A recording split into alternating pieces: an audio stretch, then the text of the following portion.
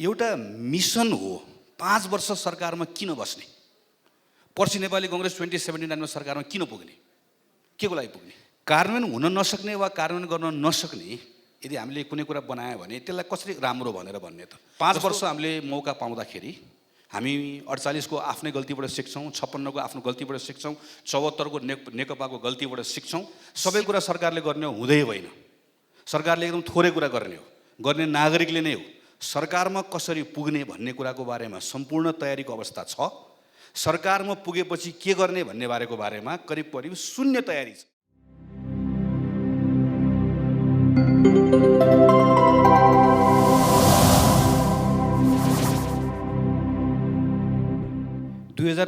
सालको मङ्सिर वा फागुनमा हुने निर्वाचनबाट नेपाली कांग्रेस पार्टीले बहुमत प्राप्त गर्छ र 5 वर्ष सरकार चलाउने जिम्मेवारी प्राप्त गर्छ। यसलाई मानेर मैले पछाडि फर्केर हेरेर त्यसो सिक्ने कुरा भनेको के हो भने बहुमत त प्राप्त गर्छ तर 48 सालको जस्तो दुर्घटनामा पार्दैन भन्ने कुराको ग्यारेन्टी के, मैले कसरी आश्वस्त पार्ने। बहुमत त प्राप्त गर्छ तर 56 सालमा जस्तो फेरि 5-5 महिनामा प्रधानमन्त्री बदल्दैन, 6-6 महिनामा प्रधानमन्त्री बदल्दैन भन्ने कुरा आश्वस्त कसरी पार्ने। मैले पार्टीको महामन्त्री भएर दिनुपर्ने दोस्रो उत्तर यो हुन्छ। तर यो सँगसँगै तेस्रो प्रश्न पनि आयो। अब बहुमत त प्राप्त गर्छ हैन, अहिले जुन डाक्टर वाग्लेको पुस्तकमा लेख्नु भएको छ अभूतपूर्व अवसर प्राप्त गर्छ। जुद्ध शमशेरको पालामा जस्तो प्राप्त गरेको, चन्द्र शमशेरको पालामा प्राप्त गरेको जस्तो अवसर खेर फाल्यो भने जस्तै डाक्टर वाग्ले त त्यो बेलामा हामीसँग एउटै टिममै रहन्छौँ, उहाँले त नलेख्नु होला।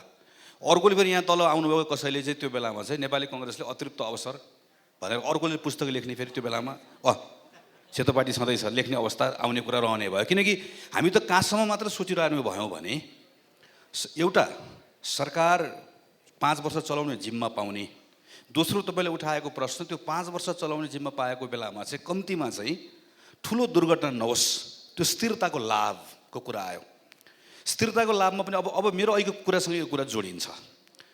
एउटा मिसन हो 5 वर्ष सरकारमा किन बस्ने, पर्सि नेपाली कांग्रेस 2079 मा सरकारमा किन पुग्ने, के को लागि पुग्ने।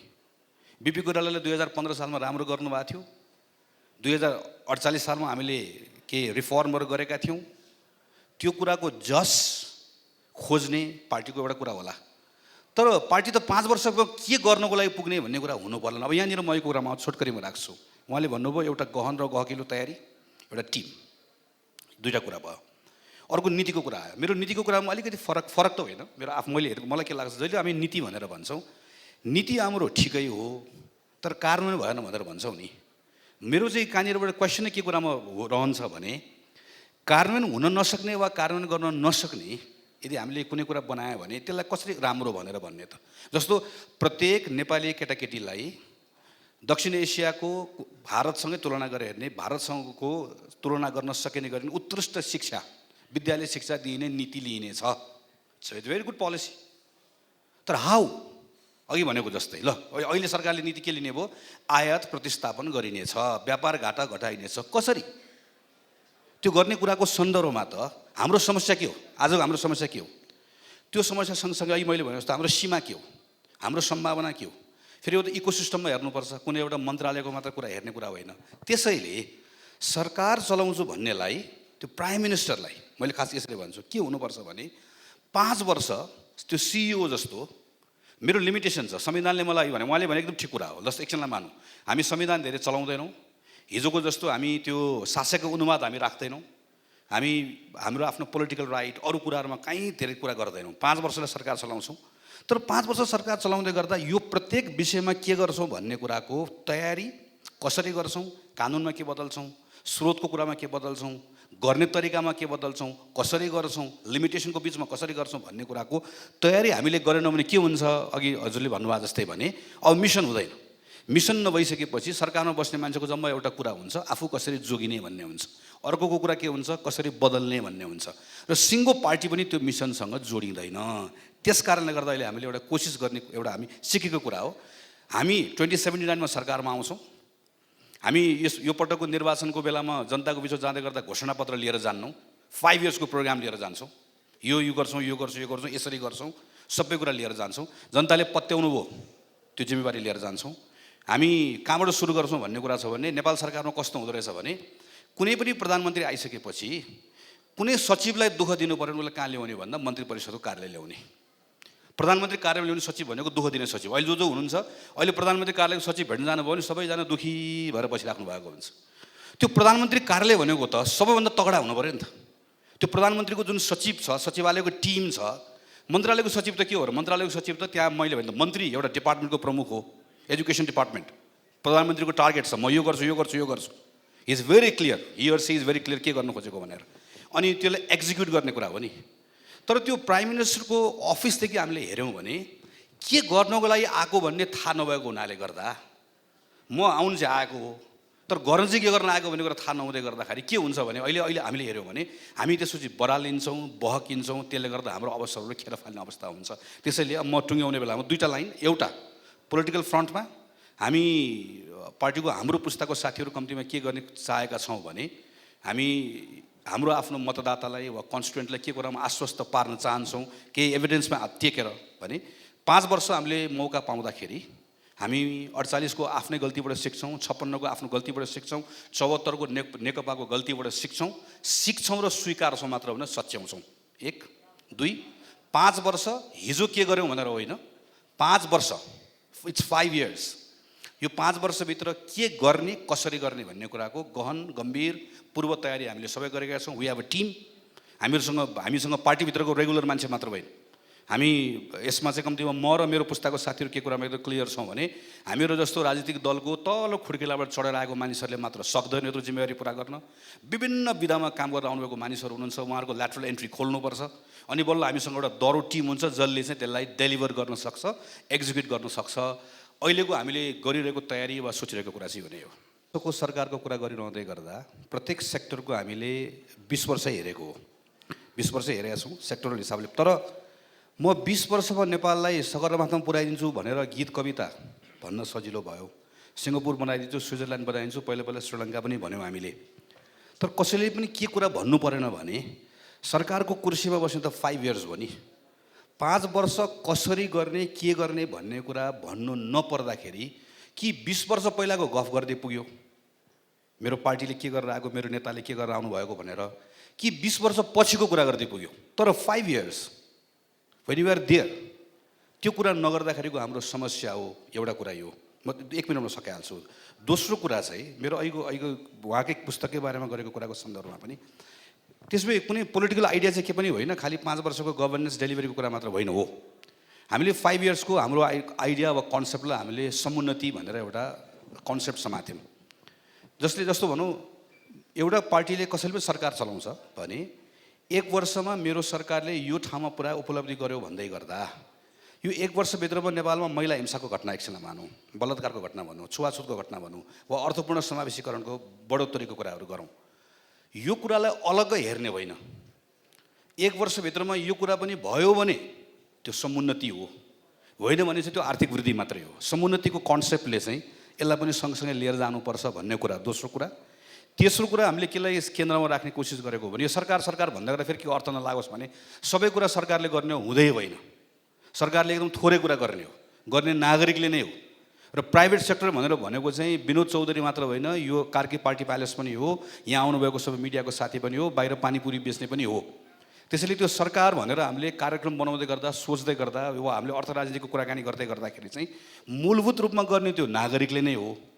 त्यो नागरिकलाई गर्ने कुरामा फेसिलिटेट कसरी गर्ने भन्ने हिसाबले हामीले एउटा सोचाइ बनाएको। खालि मैले के कुरा मात्रै क्लियर गर्न खोजेको भने मैले 5 इयर्स गभर्मेन्ट भन्दै गर्दाखेरि चाहिँ हामी त्यो छोटो सरकारमा आएपछि के गर्ने भन्ने कुरा भन्दा पनि सरकारमा आएपछि के गर्ने भन्ने कुराको बारेमा म सरकारमा बसेर अनुभव गरेको, सांसद भएर अनुभव गरेको, समितिको सभापति भएर अनुभव गरेको, पार्टीको महामन्त्री भएर अनुभव गरेको, मैले अरू पार्टी कसैले पनि म नेपाली कङ्ग्रेसको मात्र होइन नेकपा एमालेको पनि भन्न सक्छु, माओवादी साथीको भन्न सक्छु, किन संयुक्त सरकारमा काम गरेको हुनाले गर्दा कुनै पनि राजनैतिक दलभित्र सरकारमा कसरी पुग्ने भन्ने कुराको बारेमा सम्पूर्ण तयारीको अवस्था छ।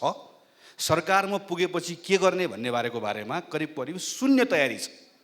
त्यो 0 तयारी नै आजको समस्याको सबभन्दा ठुलो जड हो।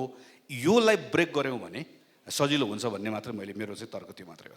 You first select us then I elect you भनेर हामीहरूले चाहिँ थोरै मान्छेलाई पहिला सदस्यता दिने, तपाईँले भन्नुभएको जस्तै अनि त्यो सदस्यहरूले छान्ने। नेपालको काङ्ग्रेस पनि, एमाले पनि, माओवादी पनि सबै पार्टीहरू कार्यकर्तामा आधारित, सीमित सदस्यतामा आधारित राजनीतिक पार्टीहरू हुन्। हामी कहिलेकाहीँ नेपाली कङ्ग्रेसको बारेमा यो त मास बेस छ भनेर भन्छौँ, छैन। किनकि यसको सदस्यता प्रणाली के छ, निर्णय कसले गर्छ, कसरी पार्टी निर्णय प्रक्रियामा यसलाई अगाडि बढाउँछ भन्ने कुराले नै कुन पार्टीको चरित्र के छ भन्ने कुरा निर्धारण गर्ने हो। अब मैले पार्टीको महामन्त्रीको रूपमा आफ्नै साथीहरूसँग मत माग्दाखेरि नै पनि मेरो धेरै वर्षदेखिको भएकोले र यसपालि त झन् पार्टीको अफिस बियर भएर जाने भएकोले गर्दा यसलाई अझै लिखित रूपमै एउटा प्रस्ताव लिएर गएको कि मैले यो 5 वर्षभित्रमा नेपाली कङ्ग्रेस पार्टीको जुन सदस्यता प्रणाली छ, मेरो अर्को महामन्त्री पनि यो कुरामा हामी we are on same page. हामी दुईटैको प्रयास अरू साथीहरूसँग मिलेर नेताहरूलाई पनि कन्भिन्स गरेर कि हाम्रो पार्टीको सदस्यता प्रणाली हामीले अब फेर्नुपर्छ। नेपाली कङ्ग्रेसमा यो क्रियाशील सदस्य भन्ने, नेपाली कङ्ग्रेसभित्र केही मान्छेलाई छानेर सदस्यता दिने, यसलाई फेर्नुपर्छ। यो फेर्ने कुराको प्रारम्भ कहाँबाट गर्ने भनेपछि हामीले 1 महिना अगाडि मात्र गरिसक्यौँ। हाम्रो ठ्याक्कै अधिवेशनभन्दा अगाडि 6 महिना मात्रै क्रियाशील सदस्यता दिने जुन प्रणाली थियो, हामीले यसपालि चाहिँ आएको 1 महिनाभित्रमा हामीले खोलिदियौँ। अहिले अब anyone can go to Nepali Congress office, कुनै पनि ठाउँमा गएर अनलाइन पनि भरेर मलाई कङ्ग्रेसको मेम्बर दियो भन्न पाउँछ। एउटा यहाँबाट सुरु गऱ्यौँ। तर यो सुरुवात मात्र, यसलाई रिफर्म गरेर कहाँ पुर्याउन चाहन्छौँ भने तपाईँलाई कुरा गर्नुभयो नि जस्तो पार्टीको उम्मेदवारी दिने कुरा नै पनि कहाँ पुगोस् भने कुनै एउटा नयाँ मान्छे म केही गर्छु भनेर आयो, म नेपाली कङ्ग्रेसबाट उम्मेदवार हुन चाहन्छु भनेर आउँदै गर्दाखेरि पार्टीको नेतासँगको पहुँच वा सम्बन्धले होइन, उसँग एजेन्डा छ र पार्टीको कार्यकर्ताहरूको बिचमा प्राइमेरी जस्तो लिएर जान सक्छ। जस्तो भनौँ एकछिनलाई कुनै एउटा कन्स्टिट्युन्सीमा गयो, त्यहाँ चाहिँ 10,000 जना नेपाली कङ्ग्रेसको रजिस्टर्ड मेम्बर छ। त्यो रजिस्टर्ड मेम्बरको बिचमा कुनै एउटा नयाँ मान्छे आयो, मसँग एजेन्डा छ, मलाई कङ्ग्रेसको मान्छेहरूले मत देऊ भनेर भन्यो भने अहिलेको अवस्थामा के हुन्छ, ऊ उम्मेदवार बन्नको लागि योग्यतै प्राप्त गर्दैन। किनकि हामीले यति वर्ष हुनुपर्ने, यति वर्ष हुनुपर्ने भने हुन्छ। 1, 2, 10,000 मानिसहरूको बिचमा होइन कि उसले 10 जना नेतासँगको सम्बन्धले निर्णय गर्छ। यो कुरा तोड्ने चाहिँ प्रारम्भ चाहिँ अहिले तपाईँले उठाउनु भएको सदस्यता प्रणालीबाटै हो। त्यो हामीले सुरु गरिसक्यौँ, गर्छौँ, टुङ्ग्याउँछौँ नै। दोस्रो चाहिँ अब यसपालिको निर्वाचनको अनुभव सबैलाई भएको छ, केही कुरा सिकेका पनि छौँ। हामीले सङ्केत गरेको कुरा कतिपय नेताहरूले पनि यसलाई अहिले गम्भीरतापूर्वक लिनुभएको छ वा बुझ्नुभएको छ भन्ने लाग्छ। यो सबै कुरालाई लिएर अब आउने निर्वाचनमै पनि नेपाली कङ्ग्रेस पार्टीले उम्मेदवारी चयन गर्ने प्रक्रियाभित्र एउटा, म त र्याडिकलै भन्छु, खास गरी नेपाली कङ्ग्रेसको माथि जसको बोर्डको सदस्य सचिव म हो, त्यो बोर्डले होइन, त्यहीँको पार्टीको लोकल मेम्बर्सहरूले इन्क्लुडिङ त्यहाँको लोकल कन्स्टिट्युएन्टहरू पनि, जसलाई पनि भन्न मन लागेको छ म नेपाली कङ्ग्रेस रजिस्टर्ड मेम्बर होइन, तर यो उम्मेदवार भयो भने काङ्ग्रेसलाई म एकपटक मत हाल्छु भन्ने ठाउँसम्म दिने गरिकन। किनकि अहिले त डिजिटल टेक्नोलोजी छ, धेरै कुरा प्रयोग गर्न सकिन्छ। प्रयोग गरेर यो पटक्कै निर्वाचनमा यसलाई परीक्षण गर्ने कोसिस गरौँ भन्ने हाम्रो प्रयत्न चाहिँ त्यो रहन्छ। त्यो हुन सकेन भने पनि केही न केही सुधार हुन्छ। तर सबैभन्दा सुरु कुरा भनेको सदस्यता प्रणाली भएको हुनाले गर्दा त्यसलाई सुधार गर्ने कुराको सुरुवात हामीले गरिसकेका छौँ। केही समय लाग्छ, तर बदलिन्छ यो। जस्तो काठमाडौँ, धरान, धनगढी, त्यसपछि जनकपुर, बर्दिवास लगायतको केही ठाउँहरू जहाँ काहीँ स्वतन्त्र, काहीँ नेपाली कङ्ग्रेसकै संरचनाबाट आएको बागी उम्मेदवार सङ्गठनकै संरचनामा रहेको, यो 3-4 ठाउँ 5 ठाउँ हेरेर एकातिर राख्ने, अनि अर्कोतिर नेपाली कङ्ग्रेसले गएको भन्दा 50औँ ठाउँमा बढी विजय प्राप्त गरेको कुरा राख्ने। मलाई डर के कुरामा लागिरहेको छ भने यो 4-5 ठाउँ भनेको त यो त यसलाई यसरी चाहिँ ट्रेन्डको रूपमा हेर्नु हुँदैन भनेर नेतृत्वको एउटा पङ्क्ति जसलाई हामी केही समयदेखि, मेरो त यहाँ दस्तावेजमै छ, हामीहरू किन ल्याटरल एन्ट्री खोल्नुपर्छ, पार्टीको सदस्यता प्रणाली किन फेर्नुपर्छ भनेर 10 वर्षदेखि 2टा अधिवेशनको त मेरो आफ्नो प्रस्तावै भइसक्यो। अहिले म केही काम गर्ने ठाउँमा पुगेको छु होइन। हामीले भनेको तर्फ यो सङ्केत हो है भनेर हामी यो परिणामहरू लिएर बुझाउने कोसिस गर्दैछौँ। त्यसको लागि मेरो अझ मलाई लागेको त के भने यतिलाई मात्र हेरेर पुग्दैन। यति मात्रै हेऱ्यो भने नेतृत्व पङ्क्तिले के भन्ने अवस्था हुन्छ भने हाम्रो उम्मेदवार पो मन नपरेको हो कि 1 जना 2 जनाको व्यक्तिगत कुरामा आउँछ, विच इज नट ट्रु, अथवा कुनै व्यक्तिको बारेमा आउँछ। हामीले के हेर्नुपर्छ भने यो पटक नेपाली कङ्ग्रेस पार्टीको तर्फबाट हामीले देशैभरि उम्मेदवारी दिएको, अघिल्लो पटक शानदार ढङ्गले जितेको 50औँ ठाउँ हामी निर्वाचन हार्यौँ। किन हार्यौँ? सङ्घमा पनि जितेका छौँ, अघिल्लो पटक जितेको ठाउँ हामी हार्यौँ। किनकि तपाईँले भनेको जस्तो सायद त्यो ठाउँमा तल मतदाताहरूसँग अन्तर्क्रिया गरेर उम्मेदवार चयन गर्ने प्रक्रियामा पुगेको भए अघिल्लो पटकको पर्फर्मेन्सको कारणले गर्दा त्यहाँ एन्टी इन्कम्बेन्सी यति स्ट्रङ थियो, हामीलाई थाहा भइहाल्थ्यो कि हामीले उम्मेदवारी दिनुहुन्न भन्ने कुरा। हामी त्यो डिस्कनेक्ट तलर्सबाट छौँ भन्ने कुराको प्रमाण चाहिँ यो एउटा दुईवटा सहर होइन, यति मात्रै होइन, देशभरिको निर्वाचन जित्यो भन्ने कुराबाट अलिकति बाहिर आएर गहिरो र गम्भीर ढङ्गले निर्वाचनको यसपालिको सङ्केतहरू के छ भनेर हेऱ्यो भने अरू पार्टीले पनि आफ्नो ठाउँमा ग्रहण गर्ने कुरा आफ्नो होला। म नेपाली कङ्ग्रेसको सदस्य भएर नेपाली कङ्ग्रेस पार्टीले हेर्ने भनेको चाहिँ हाम्रो पार्टीको लागि एउटा विश्वासको मत प्रकट पनि भएको छ, एउटा अवसर पनि छ, तर एउटा केही गम्भीर सङ्केतहरू छ पार्टीकोमा, खास गरिकन तन्नेरी पुस्ताको साथीहरूलाई, तन्नेरी पुस्तामा नवीन सोच भएको मानिसहरूलाई जो पार्टीको तल्लो खुड्किला चढेर आएका होइनन्, दोस्रो तल्लामा पार्टीमा पुग्नुपर्ने छ। अब हामीहरू त जगै खनेर आएको, हामी पहिलेदेखि बसेका छौँ। उसलाई के हो भने तिमीले पहिलो तल्ला चढ्ने अनुभव बाहिर कतै गरिसकेका छौ भने तिमी सिधै दोस्रो तल्लामा झ्यालबाट पनि आउन सक्छौ है, तिमीसँग क्षमता छ भन्ने कुरा बनाउन सक्यौँ भने हाम्रो घर सबैको लागि वेलकमिङ हुन्छ। ढापडु झ्याल ढोका लगाएर ढोकामा बसेर एउटा लट्ठी लिएर पहिला यसो हेरेर यहाँ 4 तारिक कहिलेदेखिको भन्दै सोध्दै गयो भनेदेखि भने हामी आउने बन्द हुन्छ। स्वर्णिमजी पनि छिर्न पाउनुहुन्न हैन, टिकटका लागि तपाईँले त्यस्तो गर्नुभयो भने। त्यसैले अहिलेको जुन कोलाबोरेसनको कुराहरू आयो, यो सङ्केत चाहिँ राजनीतिक दलले जति, म नेपाली कङ्ग्रेसकै भन्छु, हामी कति खुला हुन्छौँ, कति उदार हुन्छौँ, कति नयाँ मान्छे लिन्छौँ, कति बाहिर काम गरेका मान्छे आउँछ, अरू क्षेत्रमा विधामा काम गरेर अनुभव प्राप्त गरेका मानिसहरू भित्र लिएर आउँछौँ र भित्र बसेको मानिसहरूले त्यो असुरक्षित महसुस गर्ने एउटा बेला थियो। एउटा बेला के हो भने नेपालको पार्टीलाई बेलायतको पार्टीसँग हामीले तुलना गर्ने कुरा, बेलायतमा संसदले पार्टी जन्माएको, हामीले संसद जन्माएको नेपालको पार्टीले, हामी अमेरिकासँग तुलना गर्न मिला। तर यत्रो लामो समय राजनीतिक सङ्घर्ष गरेर नियमित अवस्थामा आइसकेपछि पनि अब पार्टी हिजोको जस्तै रेजिमेन्टेड, हिजोको जस्तै सदस्यता, यति वर्षको सदस्यता भनेर अहिले पनि चलाउने हो भने किन नेपालको पार्टीलाई विश्वास गर्ने भन्ने प्रश्न त आउँछ नि त। अब मतदाताहरूसँग त आफ्नो छनौट त सबैसँग छ नि, कार्यकर्तासँग पो छैन। मतदाता त जहाँ पनि जान पाउँछ नि, कार्यकर्ताले अन्तर्घात गर्यो भन्छौँ हामी, मतदाताले अन्तर्घात हो र, मतदाताको त मन बदलिन्छ नि। हो यो सङ्केत चाहिँ म लगायत मेरो पुस्ताको साथीहरूले पार्टीभित्र मजाले बुझेका छौँ।